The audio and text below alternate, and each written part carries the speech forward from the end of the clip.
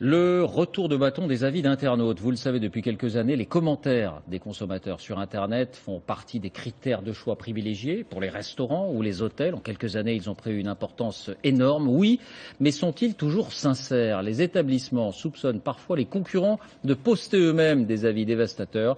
Ils se retournent en tout cas désormais contre certains commentaires ouvertement insultants ou abusifs et qui peuvent ruiner leur réputation. Enquête Anne-Claire Poignard, Ambroise Boulay, Olivier Gardette. C'est la nouvelle hantise des hôteliers et des restaurateurs. Derrière chaque client, chaque consommateur, la menace d'un avis négatif. De l'assiette au service, ils jugent tout en tout anonymat et diffusent leurs critiques sur Internet. Des commentaires très suivis par ceux qui cherchent une bonne adresse. Effectivement, je regarde les opinions des clients, oui, tout à fait. Bon, on ne sait pas forcément sur quoi on va tomber, donc bien sûr, les avis comptent. Ce qui ressort, c'est à peu près l'avis général des gens, et en général, ils ne se trompent pas trop, quoi. Problème, selon certains professionnels, les avis en ligne sont parfois abusifs.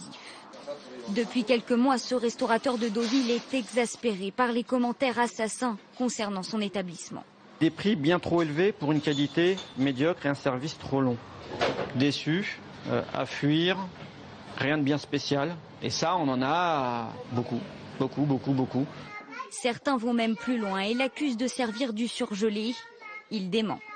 Voilà, là nous sommes en train de faire des moules. Le service commence. Donc des moules de bouchot, des frites fraîches, voilà, et toutes les sauces, toutes les maisons. Pour lui, les avis négatifs, c'est 50 000 € de perte annuelle, soit 5% de son chiffre d'affaires.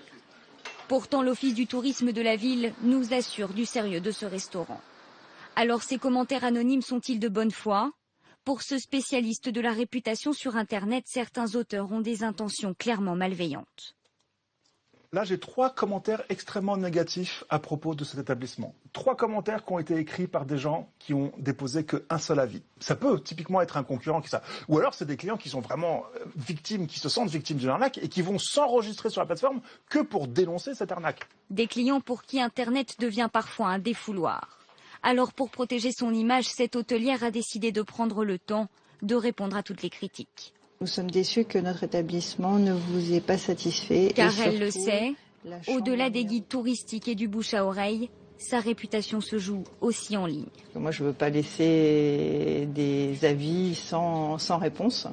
Et puis, je veux me justifier par rapport aux commentaires des clients, que ce soit positif ou négatif. Négatif, parce que soit on s'est mal compris, soit il y avait façon de régler le problème sur place et pas sur la toile. Selon une étude récente, 9 Français sur 10 consulteraient les avis sur Internet. Les professionnels du tourisme réclament que les responsables des sites viennent eux-mêmes évaluer leurs prestations.